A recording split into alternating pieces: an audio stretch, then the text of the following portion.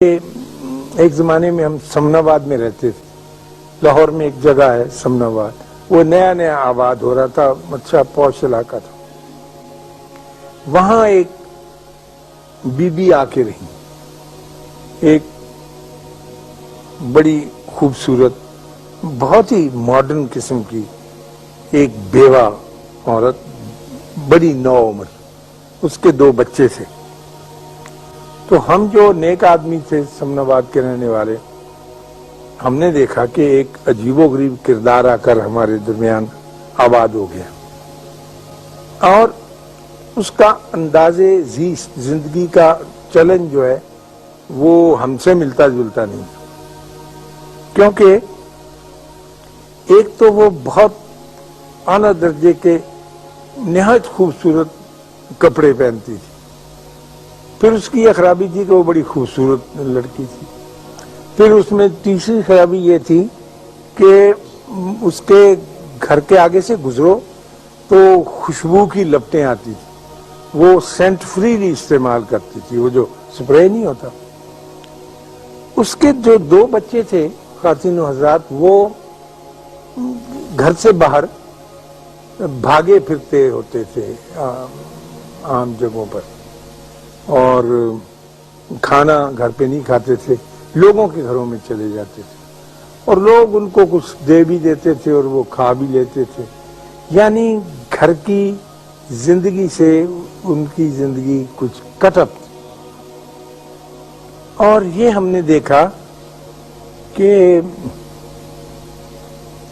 اس خاتون کو کچھ عجیب و غریب قسم کے مرد بھی ملنے آتے تھے. یعنی ان کی گاڑی, مثلا جو گھر کا عزیز اسرار ہو, اس کی گاڑی کا نمبر آپ جان جاتے ہیں, ان کے ہاں مختلف نمبرز کی گاڑیاں آ کے کھڑی ہوتی تھی. پھر ایک آدمی وہاں گیا ہے, وہ نکلا, پھر دوسرا. تو ظاہر ہے ہم جیسے بھلے آدمی تو کوئی اچھا نتیجہ نہیں نکال سکتے. وہ ان کے بارے میں ہم ایسا ہی رویہ تھا جیسا اب آپ کو میں یہ کہانی سنا رہا ہوں, تو آپ کے دل میں بھی لا مالا یہی خیال آتا ہے کہ ایسے لوگ. تو ہمارے گھروں میں آپس میں جمعے کے وقت مسجد میں بھی چیمیں گوئیاں ہوتی تھی کہ یہ کون آ گیا ہے جو ہمارے اس علاقے میں آ کر آباد ہو گیا. مزیدار, بہت محنت سے توجہ سے اس قسم کے چمٹی سے گیدڑ نکالتے رہتے.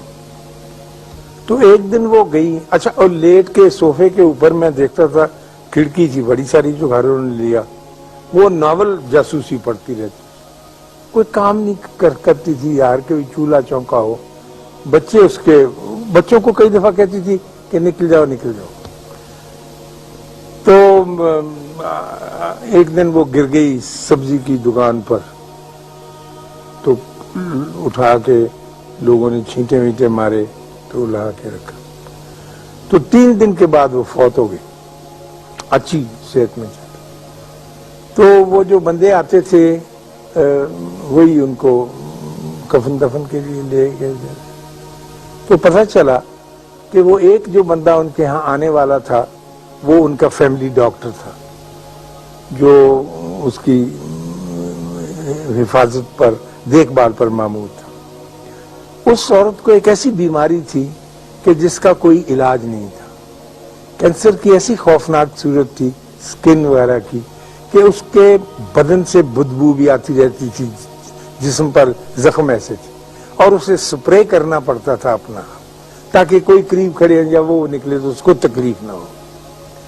اور اس کا لباس اس لیے ہلکا ہوتا تھا کہ غالباً بدن کو چبھتا تھا, جو بھی سکن میں ڈیزیز اس کی پیدا ہو گئی. دوسرا اس کے گھر آنے والا اس کا وکیل تھا, جو ہر دوسرے دن آتا تھا, جو اس کی نگہبانی کرتا تھا اس کے حقوق کی, اور جو اس کا خاوند مقرر کر گیا تھا جو اس کے پیسے لا کے دینے. تیسرا اس کے خاوند کا چھوٹا بھائی تھا جو اپنی بھابھی کو ملنے آتا.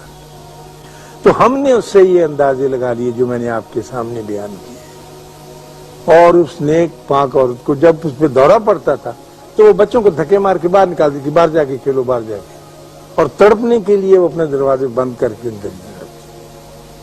تو میرا مطلب عرض کرنے کا یہ تھا کہ ہم تنقید کا کام یا نقص نکالنے کا کام اللہ پر چھوڑیں.